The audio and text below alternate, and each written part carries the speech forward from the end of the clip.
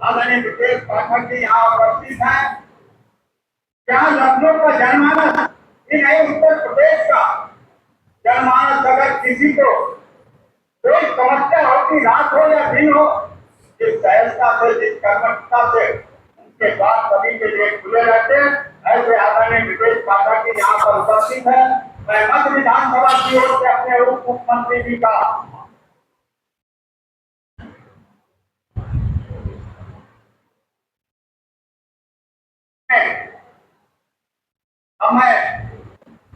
हम सब जिनके नेतृत्व में इस लखनऊ महानगर के सभी कार्यकर्ता आज काम करते हैं, ऐसे आनंद जी से निवेदन है कि आप हमारे यशस्वी हम सबके नेता आदरणीय राजनाथ सिंह जी को हम सब इस विशाल कार्यकर्ताओं के समूह की ओर से आप उनका कर्तव्य पहना करके माननीय रक्षा मंत्री जी का स्वागत है। हमारे यहाँ के हम सबके लोकप्रिय नेता आदरणीय अंजनी श्रीवास्तव जी से निवेदन है कि माननीय मुख्यमंत्री जी को हमारे यहाँ के सहयोजक आदरणीय महापौर जी को अंग वस्त्र भेंट करके उनका स्वागत करेंगे।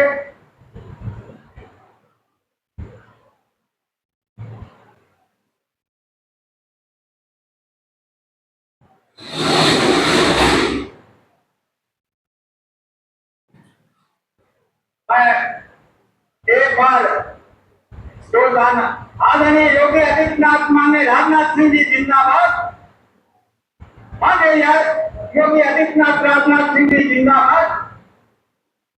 मैं अपने सम्मानित महानगर अध्यक्ष आदरणीय आनंद द्विवेदी जी को मैं आमंत्रित करता हूँ, जिनके नेतृत्व में हम सब कार्यकर्ता एक एक बूथ और घर में जाकर के कार्यकर्ता के रूप में भारतीय जनता पार्टी के उस संकल्प को पूरा करने के लिए हम आज निकले हैं। आदरणीय आनंद जी।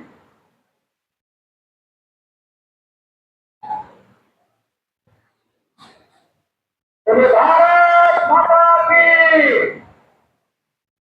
आज पश्चिम विधानसभा की इस विशाल जनसभा में उपस्थित भारत सरकार के यशस्वी रक्षा मंत्री, लखनऊ के लोकप्रिय सांसद, हम सभी के अभिभावक परम आदरणीय राजनाथ सिंह जी, हमारे उत्तर प्रदेश सरकार के यशस्वी, तेजस्वी और तपस्वी मुख्यमंत्री माननीय योगी आदित्यनाथ जी, उत्तर प्रदेश सरकार के बहुत ही ओजस्वी और गतिशील उप मुख्यमंत्री माननीय ब्रजेश ठाकुर जी, हमारे वीर मोदी लखनऊ के प्रथम नागरिक माननीय सुषमा खरगोन जी। अभी बड़ी देर से आप लोग बड़े गंगन भेदी नारा लगा रहे थे, माननीय राजनाथ सिंह जी जिंदाबाद। कल अमीनाबाद की सभा में उनके पैर में चोट होने के बाद आप कार्यकर्ताओं का ट्रेन देख करके वो अपने को रोकने का और बड़ी देर तक खड़े होकर के आपने सब कार्यकर्ताओं को संबोधित किया। मेरा आपसे निवेदन है, अपने अभिभावक अपने स्थान पर बैठ करके ही हम सब कार्यकर्ताओं का उद्बोधन करें और इतनी स्वीकृति आपकी ओर से जोरदार तालियों और जयकारे के साथ अपने अभिभावक को आप आश्वस्त करें कि हम सब आदरणीय अभिभावक माननीय राजनाथ सिंह योगी आदित्यनाथ जिंदाबाद, माननीय योगी आदित्यनाथ राजनाथ सिंह जिंदाबाद। भारत माता की, भारत माता की।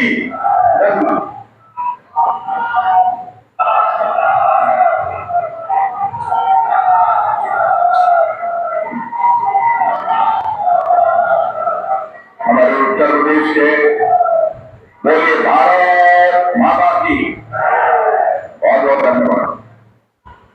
हमारे उत्तर प्रदेश के यशस्वी मुख्यमंत्री आदरणीय योगी आदित्यनाथ जी और हमारे प्रदेश के उप मुख्यमंत्री श्रीमान ब्रजेश जी पाठक, महापौर श्रीमती सुषमा जी खरगोन, श्री मुकेश शर्मा जी सदस्य विधान परिषद, श्री अंजनी कुमार श्रीवास्तव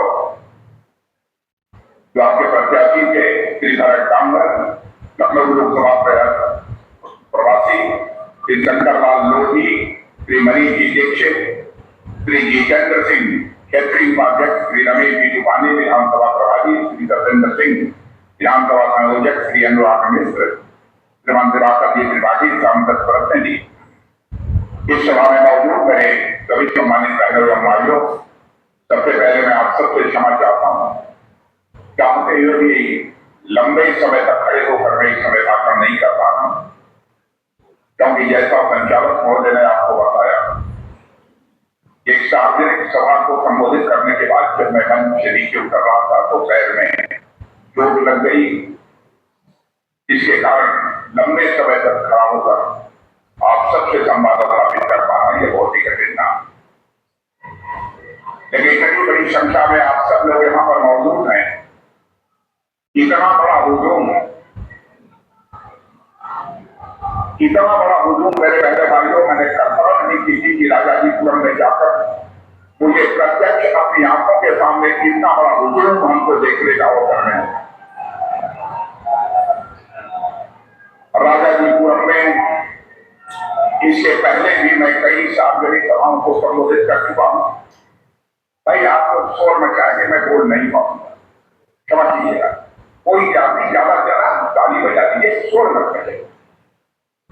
भाइयों, इसके पहले भी मैं कई सार्वजनिक सभाओं को इस राजाजीपुरम में संबोधित कर चुका हूं, लेकिन मैं ईमानदारी के साथ कहना चाहता हूं कि इतनी बड़ी सार्वजनिक सभा आज तक राजाजीपुरम में मैंने कभी भी संबोधित नहीं किया। यह आप सभी लोगों का प्रेम, यह आप सभी लोगों का स्नेह है, जिसके परिणाम स्वरूप आप इतनी बड़ी भारी संख्या में आप सब यहाँ पर एकत्रित। आप सबने मेरा भी अभिनंदन किया है। मैं जो आपके घर का हूं, आपका मैं जनप्रतिनिधि हूं। सचमुच अभिनंदन मेरा नहीं होना चाहिए, बल्कि मेरा यह नैतिक दायित्व बनता है कि एक बार मैं शीश झुकाकर आप सभी बहनों भाइयों का मैं हार्दिक अभिनंदन करूं। और मेरा सौभाग्य है कि आज यहाँ आप सब लोगों के बीच उपस्थित होकर आप सबका दर्शन करने का अवसर प्राप्त हुआ है। सारे देश में चुनाव चल रहा है, 4 चरणों के चुनाव संपन्न हो चुके हैं। यह 5वें चरण का चुनाव संपन्न होने जा रहा है। 20 मई को मतदान होगा। अब तक जो 4 चरणों के चुनाव संपन्न हुए हैं, राजनीतिक विश्लेषकों का यह मानना है, अब यह बात पूरी तरह से पक्की हो चुकी है कि बीजेपी नेतृत्व की एनडीए इस बार भारत की संसद में 400 से अधिक सीटों पर विजय प्राप्त करने आई है। मैं जानता हूं कि जब कुछ चुनाव होता है, बहुत सारी राजनीतिक पार्टियां आती हैं और आपके अंदर तरह तरह की गलतफहमियां भी पैदा करने की वो कोशिश करती हैं। लेकिन आप मुझे भी जानते हैं, मैं आपको भी मैं जानता हूं।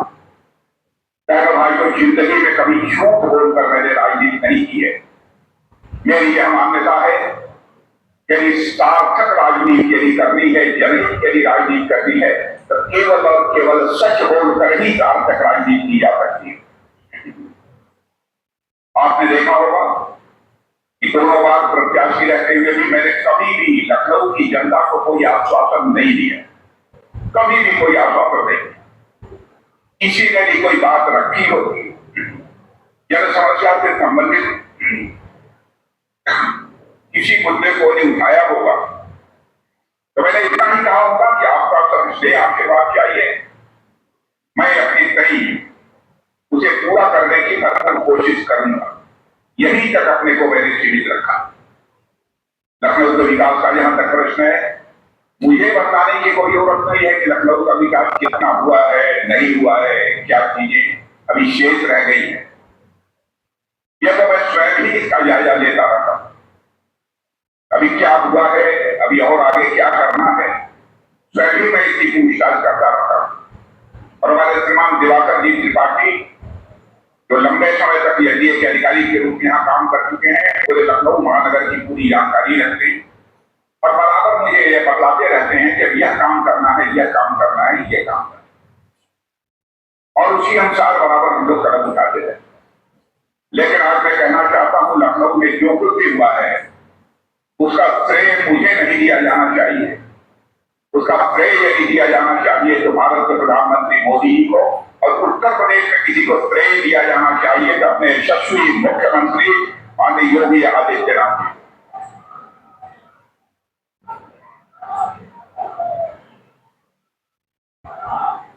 बहनों भाइयों, मैं ईमानदारी के साथ यह बात कह रहा हूं, इसलिए नहीं कह रहा हूं कि योगी जी हमारे बगल में बैठे या हम लोगों से बहुत अच्छे रिश्ते हैं। मैं यह बात ईमानदारी के साथ कह रहा हूं कि मुझे आज तक याद नहीं है कि मैंने कभी कोई बात कही होगी, और भले ही थोड़ी जटिल रही होगी, कोई टेक्निकल प्रॉब्लम भी रही होगी, उस पर योगी जी ने लखनऊ के लिए कभी ना बोला हो, यह मुझे याद नहीं।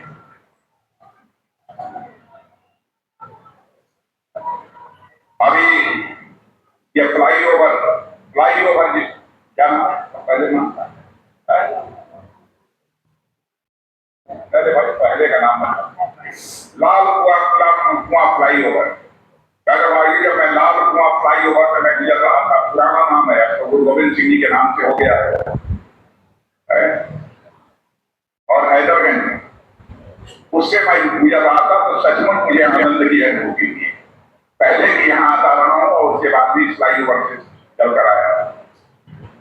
अब तक कई फ्लाईओवर यहाँ बन चुके हैं, लेकिन मैं लखनऊ की जनता को आपके माध्यम से जानकारी देना चाहता हूँ, अभी 12 या 13 फ्लाईओवर और स्वीकृत हैं।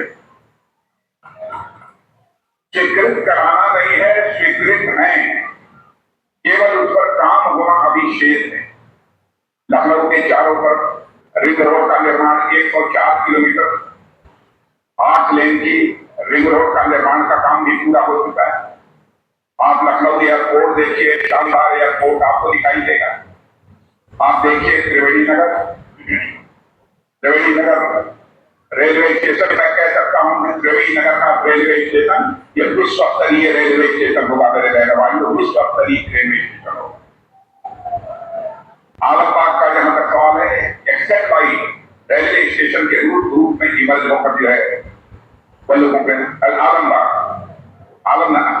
Alamnagar railway station except line station के रूप में जो है बिल्कुल वह हम सबके सामने प्रत्यक्ष रूप से दिखाई देगा। बहुत सारे ऐसे काम हुए। काम का जहां तक प्रश्न है, देश में भी बहुत काम हुआ है, इस प्रदेश में भी बहुत काम हुआ है, और इस प्रदेश के काम के लिए मुझे चर्चा करनी हो तो मैं कह सकता हूं सबसे पहले जो सबसे बड़ा काम किया है, जो किसी भी राज्य के विकास की पहली शर्त होती है, कानून और व्यवस्था का चुस्त दुरुस्त होना। मैं कह सकता हूं जो करिश्माई काम योगी आदित्यनाथ जी ने यहाँ की कानून और व्यवस्था को चुस्त दुरुस्त बनाने में किया है, वह अपने में एक लैंडमार्क है। क्योंकि मेरी यह पक्की धारणा है कि जब तक किसी राज्य में कानून और व्यवस्था के हालात यदि चुस्त दुरुस्त नहीं होंगे, उस राज्य का विकास किसी भी सूरत में संभव नहीं हो सकता। और आपको जानकर खुशी होगी इस उत्तर प्रदेश के बारे में, जहां पर पहले सपा बसपा ये सब सारे सरकारें हुआ करती थी, विकास की बातें बहुत सारी की जाती थी, लेकिन हमारे उत्तर प्रदेश का विकास संभव नहीं हो पाया था। लेकिन आज उत्तर प्रदेश प्रगति और विकास के पथ पर तेजी के साथ आगे बढ़ रहा है, तो उसका श्रेय यदि किसी को दिया जाना चाहिए तो अपने मुख्यमंत्री श्रीमान योगी आदित्यनाथ जी को दिया जाना चाहिए। मैं तो सारे देश भर में जाना चाहता हूं, मैं सारे देश भर में जाता हूं और मैंने देखा है मेरे बहनों भाइयों, मैंने देखा है उत्तर प्रदेश में जो कानून और व्यवस्था की स्थिति है और उत्तर प्रदेश में जिस तेजी के साथ विकास हो रहा है, यह हिंदुस्तान के दूसरे राज्यों में भी इसकी चर्चा हो रही है। यह सभी हम सभी के लिए गौरव का विषय है। देश का मदद प्रश्न है और नरेंद्र मोदी जी के नेतृत्व में एक नए भारत का निर्माण एक नई सोच के साथ होते हुए आप प्रत्यक्ष अपनी आंखों के सामने देखें। भारत हमारा यह पुराना भारत नहीं रहा है, एक नए भारत का निर्माण तेजी के साथ हो रहा है। 140 करोड़ की जनसंख्या के देश में नए भारत का निर्माण करना यह 10-5 वर्षों में यह काम संभव नहीं है। फिर भी उस लक्ष्य को प्राप्त करने की दिशा में हम तेजी के साथ आगे बढ़ चुके हैं। और आज यह बात मैं नहीं कह रहा हूं, दुनिया की बड़ी मानी जानी हस्तियां, यानी बड़े बड़े विद्वान, बड़े बड़े अर्थशास्त्री कहते हैं कि जो भारत 2004 से लेकर 2004 से लेकर 2014 तक धन दौलत के मामले में, अर्थव्यवस्था के आधार के मामले में, इकोनॉमी के साइज के मामले में दुनिया के देशों में 11वें स्थान पर खड़ा था। हमारे प्रधानमंत्री मोदी जी ने करिश्माई काम किया है बहनों भाइयों, कि आज हमारा भारत 8-9 वर्षों के अंदर ही जो दुनिया के देशों में 11वें स्थान पर खड़ा था, वह जंप लेकर आज वह 5वें स्थान पर पहुंच गया है। इतना ही नहीं, बड़े बड़े अर्थशास्त्री, बहुत बड़ी बड़ी फाइनेंशियल फर्म्स, मॉर्गन स्टैनली जैसी फाइनेंशियल फर्म यह दावा कर रही है कि भारत जितनी तेजी के साथ आगे बढ़ रहा है, सर्वाधिक तेजी से आगे बढ़ने वाली अर्थव्यवस्था जिस देश की है तो भारत की। अब इस सच्चाई को नकारा नहीं जा सकता है कि 2027 आते आते हमारा भारत धन दौलत के मामले में दुनिया की टॉप 3 कंट्रीज में आकर खड़ा हो जाए। और आपको जानकर यह भी खुशी होगी कि हमारे पड़ोसी देश, हमारा एक पड़ोसी देश है जो भारत के बारे में बराबर अच्छी बात कभी नहीं सोचता है। आज उस पड़ोसी देश का भी संसद सदस्य पाकिस्तान की संसद में खड़े होकर वह कहता है कि भारत आज विश्व की महाशक्ति बन रहा है, लेकिन पाकिस्तान अपनी बर्बादी को बचाने के लिए दुनिया के सामने हाथ फैलाकर भीख मांग रहा है। यह मैं नहीं कह रहा हूं, वहीं के सांसद ने कहा। सारी दुनिया में भारत के प्रति एक सोच बदली।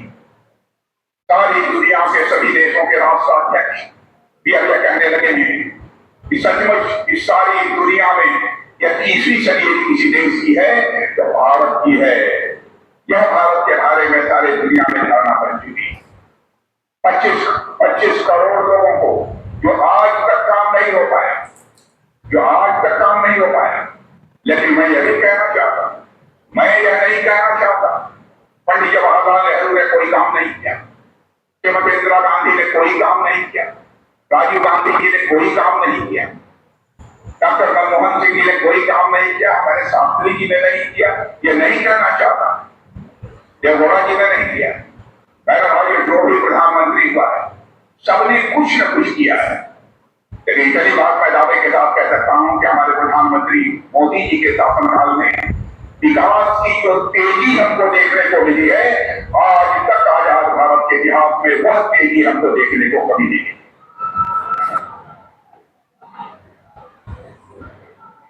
और यह बात मैं नहीं कह रहा हूं, सारी दुनिया के लोग कह रहे हैं। अभी एक सज्जन मुख्यमंत्री थे हमारे दिल्ली के, मुझे बताया कभी हाल में ही आए थे, उन्होंने कहा कि 2024 के चुनाव के बाद मोदी जी प्रधानमंत्री नहीं बने। मेरे भाइयों को यह आश्चर्य हो रहा है। अभी यदि आप जमानत पर छूट कराए, 1 जून को फिर से आपको जेल ले जाना और आप आकर भारत के प्रधानमंत्री के बारे में इस प्रकार के नाम का आप बातें कर रहे हैं। 2024 में भारत के प्रधानमंत्री नहीं होंगे, कोई और होगा।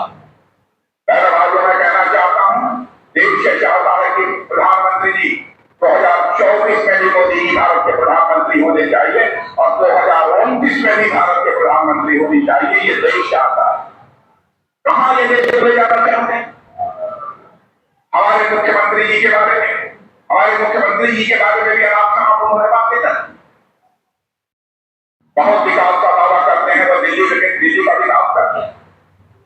पहले भाइयों जाकर दिल्ली की हालत देखिए, क्या बना रखी है। और दिल्ली में जो भी विकास हुआ है उसका श्रेय भी, सर्वाधिक श्रेय यदि किसी को जाता है तो भारत के प्रधानमंत्री मोदी को जाता है। मोदी प्रधानमंत्री नहीं रहेंगे, मोदी जी मुख्यमंत्री नहीं रहेंगे, माने ये रहेंगे तो केवल वही रहेंगे और कोई नहीं रहेगा। ऐसे सशक्त और प्रभावी नेतृत्व के बारे में इस प्रकार की अनाप शनाप बातें कर, बहुत ही दुर्भाग्यपूर्ण इसे मैं मानता हूं और मैं कहना चाहता हूं उनको राजनीति केवल झूठ बोलकर नहीं की जा सकती। सार्थक यदि राजनीति करनी है तो सार्थक राजनीति केवल सच बोलकर ही की जा सकती। मैं लखनऊ वासियों को कहना चाहता हूं, आप ये चिट्ठी लिख लीजिएगा, कभी भी मैंने किसी से झूठ बोला हो, कोई गलत आश्वासन दिया, जिंदगी भर हम लोगों ने राजनीति की है कहने वाले सच बोलकर ही राजनीति की है। ये कहते हैं कि मोदी जी आगे आ जाएंगे, देश में तानाशाही आ जाएगी, संविधान बदल देंगे, लोकतंत्र संकट में पड़ जाएगा। मैं आपसे पूछना चाहता हूं, सबसे पहले लोकतंत्र का गला भारत में घोटा गया है तो 2075 में इमरजेंसी जब तक इंदिरा गांधी जी थी उस तो वही इमरजेंसी लगाकर भारत में लोकतंत्र का गला घोटा गया।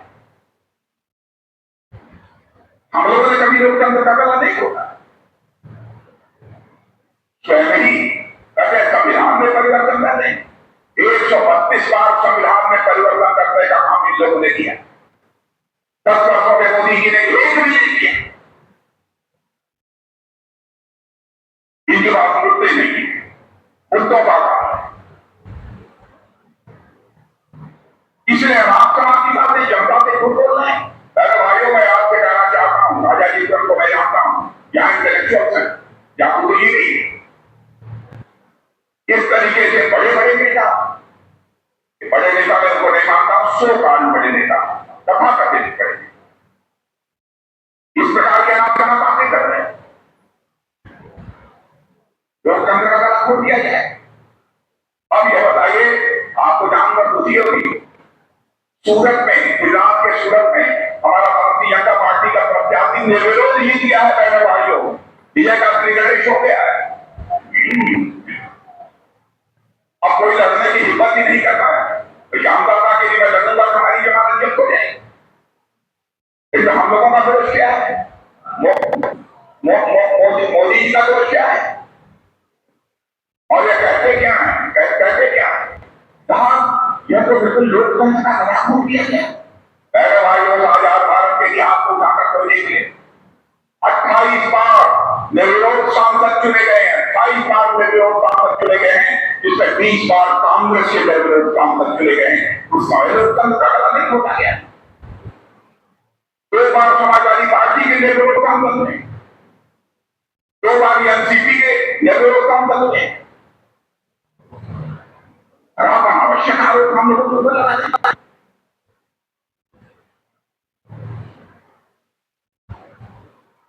फैसला आपके हाथों में है। राजनीतिक पार्टियां को फैसला आपके हाथों में।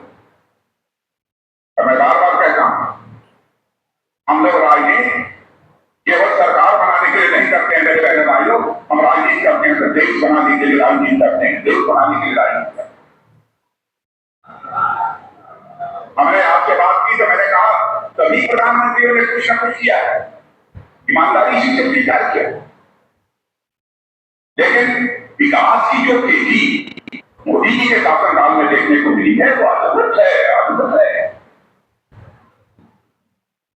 भारत का कद दुनिया में बढ़ा है। पहले भारत दुनिया के मंचों पर बोलता था तो भारत की बातों को गंभीरता को सुनते नहीं। भारत यदि दुनिया के मंचों पर बोलता है, मेरे बहन भाइयों, सारी दुनिया काम तौर पर सुनती है भारत बोल क्या रहा है। यह भारत की है। हिंदू, मुसलमान, ईसाई इस आधार पर देश को बांटने का आरोप हम लोग लगाते हैं। दुनिया की कोई ताकत भारत का विभाजन नहीं कर सकती है। भाइयों, हमारा नेतृत्व कोई साधारण नेतृत्व नहीं है। हमारा भारत का नेतृत्व प्रधानमंत्री के रूप में मोदी जी का, यह विश्व का एक सर्वमान्य प्रधानमंत्री है।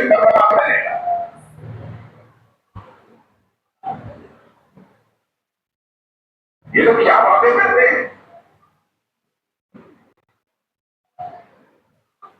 आगे बहुत कुछ होना है, देश का मस्तक ऊंचा होगा और आप यकीन रखना मेरे बहन भाइयों, भारत विश्व की महाशक्ति बनकर रहेगा। दुनिया की कोई ताकत रोकती। भारत अब कोई कमजोर भारत नहीं रहा। भारत अब कमजोर भारत नहीं रहा। भारत अब दुनिया का ताकतवर देश बन गया है। और मैं देश का रक्षा मंत्री होने के नाते मैं कह सकता हूं,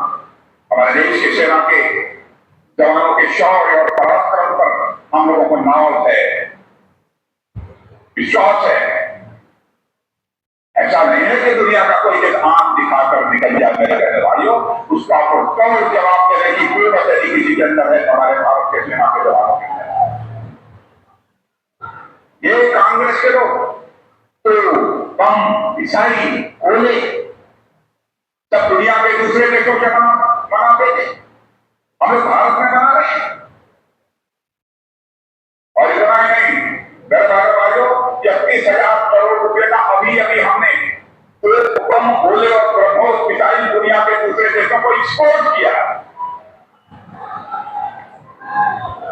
पहले दुनिया के देशों के लोग लेते थे। और हमारे मुख्यमंत्री योगी जी का बहुत बड़ा प्रयास रहा है। यहाँ पर ब्रह्मोस मिसाइल जहां बनेगी और ये ब्रह्मोस मिसाइल का उपयोग केवल भारत ही नहीं करेगा, दुनिया के जिन देशों की आवश्यकता होगी ब्रह्मोस मिसाइल एक्सपोर्ट की जाएगी। बहनों भाइयों, दुनिया के दूसरे देशों को भी मुहैया कराएंगे। इसलिए मैं आप लोगों से कहना चाहता हूं, अभी बहुत सारे विकास के काम शेष रह गए हैं। अरे खैर, कोई भी रहेगा करेगा, ये कोई हम ही को नहीं करना। लेकिन मैं यही कहूंगा कि चारों तरफ देखिए, लखनऊ के सारे हाईवे वगैरह, यहाँ से कानपुर भी जाना होगा तो कुछ समय के बाद आप 40 या 45 मिनट में लखनऊ से कानपुर पहुंचे।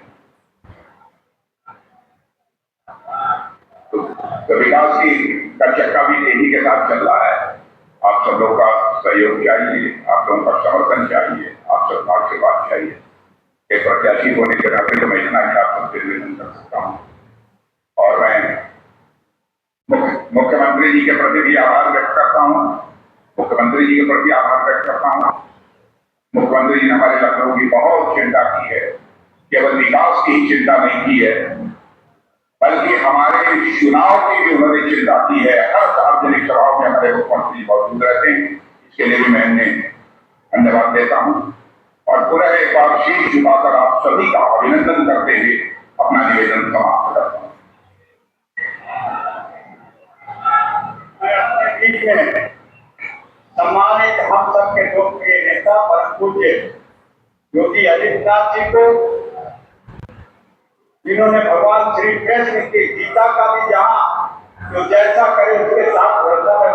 आदरणीय योगी जी आगे आदरणीय योगी आदित्यनाथ जी जिंदाबाद।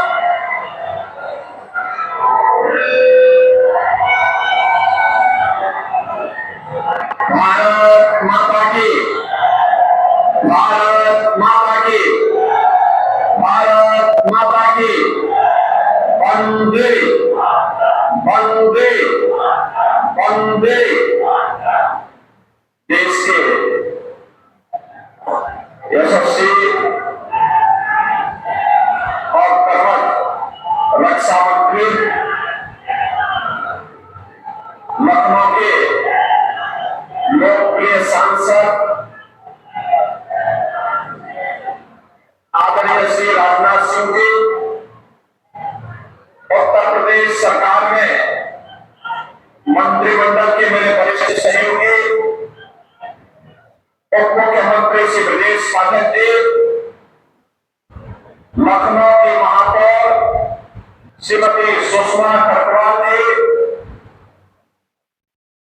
विधान परिषद सदस्य श्री मुकेश शर्मा जी, भारतीय जनता पार्टी लखनऊ महानगर के अध्यक्ष श्यानंद द्विवेदी जी, पश्चिमी क्षेत्र के भारतीय जनता पार्टी के वरिष्ठ नेता अंजनी कुमार श्रीवास्तव जी, भारतीय जनता पार्टी के सभी पदाधिकारीगण, पार्षदगण और भारी संख्या में उपस्थित सभी बहनों और भाइयों, लोकसभा चुनाव 2024 4 चरण अब तक संपन्न हो चुके हैं। 5वें चरण में 20 मई को की लखनऊ समेत 14 लोकसभा सीटों पर आप सभी को मतदान करना है।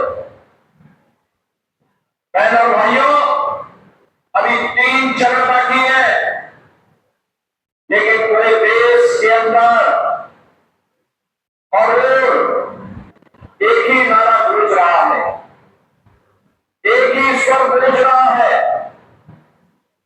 हर एक के मन में एक ही संकल्प है और नारा है कि अब की बार,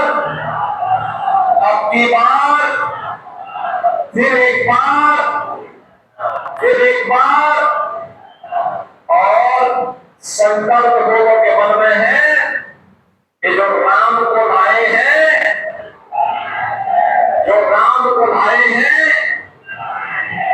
बहनों भाइयों, आज हम सब इस बात के लिए अपना सौभाग्य मान सकते हैं कि हम नए भारत के नागरिक हैं। एक भारत है, श्रेष्ठ भारत है। ये नया भारत जिसका दुनिया में सम्मान है, जिसकी सीमाएं सुरक्षित हैं, जिसने आतंकवाद और नक्सलवाद पर प्रभावी नकेल कसा है, जिसने आधुनिक विश्व की सबसे अच्छा इंफ्रास्ट्रक्चर हाईवे के रूप में, एक्सप्रेसवे के रूप में, रेलवे के रूप में, मेट्रो के रूप में, एयरपोर्ट के रूप में अपने देशवासियों को दिया है और दुनिया के सबसे प्रतिष्ठित संस्थान में IIT, IIM, IIT, NIT, AIIMS और वर्ल्ड क्लास यूनिवर्सिटी के रूप में भी अपने देश के युवाओं को समर्पित किए हैं। ये नया भारत आज जो हम सबके सामने दर्शन हो रहा है, इसके शिल्पी है भारत के यशस्वी प्रधानमंत्री, दुनिया के सबसे लोकप्रिय राजनेता श्री नरेंद्र मोदी। बहनों भाइयों, मोदी जी के नेतृत्व में जहां एक विकास के कार्य हो रहे हैं, वही गरीब कल्याणकारी योजनाओं में भी एक नए प्रतिमान स्थापित किए हैं। आप देख रहे होंगे, मोदी जी जब सरकार में थे 2014 से लगातार हैं और उसी समय इस सदी की सबसे बड़ी महामारी कोरोना आई थी। अक्सर 100 वर्ष में एक बार इस प्रकार की महामारी का प्रस्ताव होता है और महामारी बीमारी से लोग मरते हैं और बीमारी के बाद फूट से व्यापक पैमाने के मौके होती है। पहली बार हुआ, बीमारी आई, बीमारी से जनता जनार्दन को बचा करके दुनिया का सबसे अच्छा कोरोना प्रबंधन का कार्य मोदी जी के नेतृत्व में भारत के अंदर हुआ। बहनों भाइयों, 80 करोड़ लोग फ्री में राशन की सुविधा का लाभ प्राप्त कर रहे हैं, लगातार पिछले 4 वर्ष से प्राप्त कर रहे हैं, अगले 5 वर्ष तक प्राप्त करते रहेंगे। देश के अंदर स्वास्थ्य उपचार की कितनी बेहतर व्यवस्था है। 60 करोड़ लोगों को 5 लाख रुपए की स्वास्थ्य बीमा प्रतिवर्ष उपलब्ध करवाने का कार्य प्रधानमंत्री आयुष्मान भारत के अंदर करने के साथ ही इस बार के संकल्प में भारतीय जनता पार्टी ने कहा है कि 70 वर्ष से ऊपर के हर एक बुजुर्ग को, हर एक वृद्ध नागरिक को हम प्रतिवर्ष 5 लाख रुपए उपचार की सुविधा फ्री में उपलब्ध करवाने का काम कराएंगे। बहनों भाइयों, इसके अलावा अगर किसी का आयुष्मान कार्ड नहीं बन पाता है, कोई विधायक, कोई सांसद, कोई पूर्व विधायक, कोई पूर्व सांसद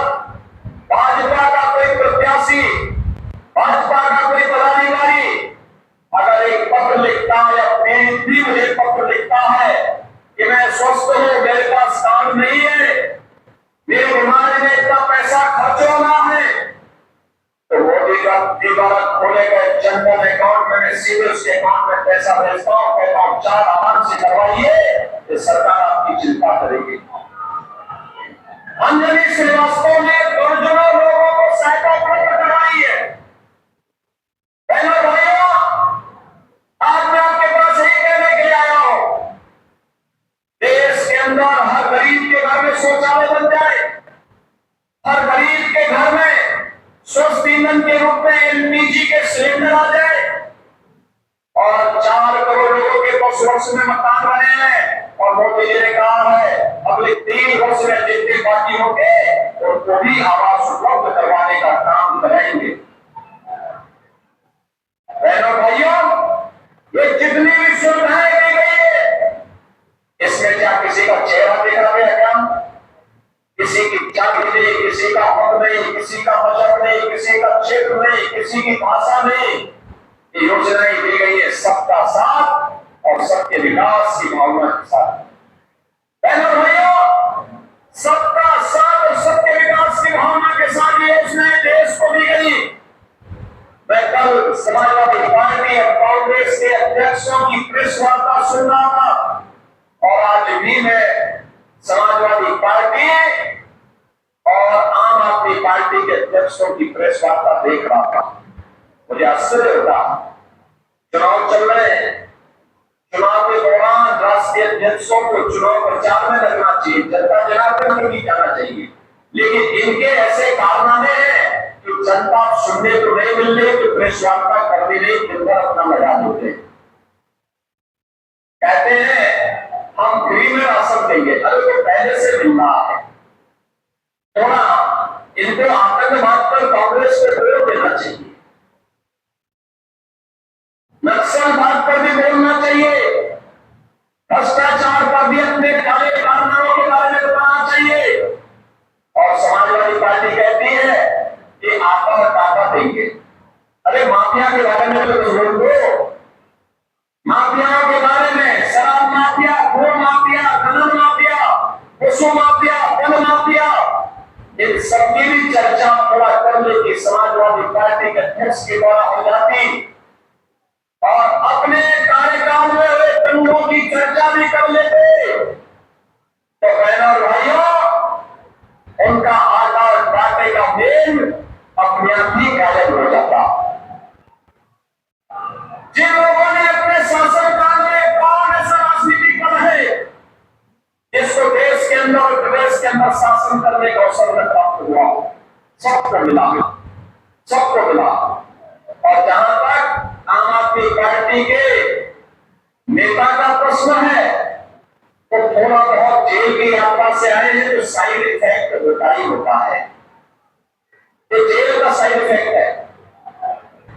और ये मैं पहली बार देख रहा हूं कि जेल से आने के बाद यानी कोई मुख्यमंत्री पेरोल पर हो, ये बड़ी अजीब सी विडंबना है। और जेल से आने के बाद वे भविष्य नेता भी बन जाए, तो मेरे बारे में मत करें, वे अपने बारे में कहें और आम आदमी पार्टी के भविष्य के बारे में कहें। बहनों भाइयों, भारतीय जनता पार्टी प्रधानमंत्री मोदी जी के नेतृत्व में भारत के 140 करोड़ जनता जनार्दन की सेवा के लिए जिस मजबूती से कार्य कर रहे हैं कि विकसित भारत के सारथी के रूप में मोदी जी के जैसा यशस्वी नेतृत्व हम सबको प्राप्त हुआ है। कि भारत का, नए भारत का सौभाग्य है, और इस नए भारत के अंदर ही संभव है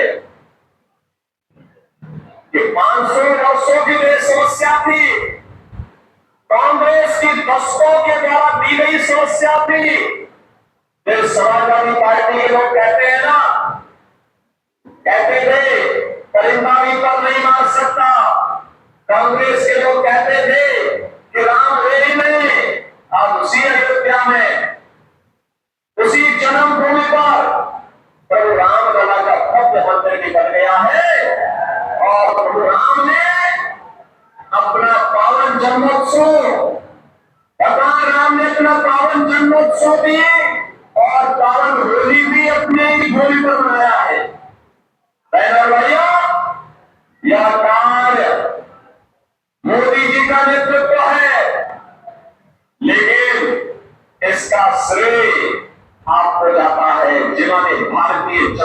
पार्टी के कौन को खिलाने में अपना योगदान दिया है। अगर भाजपा की सरकार नहीं होती तो कांग्रेस और समाजवादी पार्टी को बैरियर भी इन सब समस्याओं के समाधान करने की। और मैं बार बार कहता हूं कि कांग्रेस हो या समाजवादी पार्टी, ये सभी समस्या है देश की। भारतीय जनता पार्टी समाधान है और उस समाधान का एक और आपके पास लखनऊ में है। आदरणीय रक्षा मंत्री जी ने सरदार अटल जी के उन सभी सपनों को एक एक करके साकार करके दिखा दिया है कि अगर राजनेता ईमानदारी के साथ पूरी प्रतिबद्धता के साथ कार्य करता है तो सभी संकल्पों की पूर्ति कैसे होते हुए दिखाई देती है। आज का लखनऊ हम सबके सामने। भैया लखनऊ के विकास के लिए एक बात थी सरदार अटल जी की, सरदार लालजी टंडन जी की, और आज इस सपने को साकार किया है माननीय राजनाथ सिंह जी ने। लखनऊ आज स्मार्ट सिटी है। लखनऊ को जोड़ने के लिए चारों ओर से एक्सप्रेसवे है। पूर्वांचल की दूरी तय करनी हो, किसी भी कोने में हमारे पूर्व उत्तर प्रदेश के किसी भी कोने में जाना हो, राजधानी से ये दूरी मात्र 3 घंटे के अंदर पूरी की जा सकती है। भाइयों, लखनऊ के अंदर लखनऊ की यातायात व्यवस्था की रीढ़ बना, सही पद बना था तो भारत के सड़क परिवहन मंत्री के रूप में माननीय राजनाथ सिंह जी थे, और आज गृह मंत्री के रूप में और फिर रक्षा मंत्री के रूप में उन्होंने किसान पद की सौगात लखनऊ वासियों को दिया। अपने नेता के प्रति कैसा सम्मान का भाव होना चाहिए ये देखना है तो माननीय राजनाथ सिंह जी के ही निर्देश पर, उनके प्रस्ताव पर सरदार अटल जी की सबसे बड़ी प्रतिमा उत्तर प्रदेश मुख्यमंत्री सचिवालय के सामने रखी गई है। बहनों और भाइयों, लखनऊ स्मार्ट सिटी के साथ साथ आज अटल जी के नाम पर प्रदेश का पहला मेडिकल यूनिवर्सिटी भी लखनऊ में ही बनकर के तैयार हो चुका है। उसमें सत्र प्रारंभ हो चुके हैं और यही नहीं, लखनऊ अब ब्रह्मोस मिसाइल भी बना रहा है। बहनों भाइयों, रक्षा उत्पादन के क्षेत्र में आत्मनिर्भरता का लक्ष्य कैसे प्राप्त किया जाता है इसका उदाहरण भी आज लखनऊ और उत्तर प्रदेश बना है। जो 6 रोड विकसित हो रहे हैं वो लखनऊ भी है, कानपुर, झांसी, चित्रकूट, आगरा और अलीगढ़।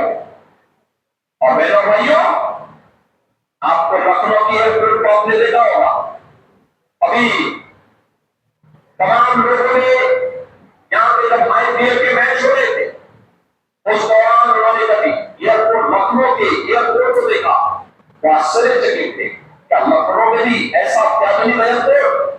ट्वीट करके बधाई दे रहे थे। लखनऊ का गौरव बढ़ता है। बहनों भाइयों, आज मैं आप सबसे यही कहने के लिए आया हूं कि नया भारत का नया उत्तर प्रदेश भी बनेगा और नए उत्तर प्रदेश के साथ लखनऊ उत्तर प्रदेश की पहचान है।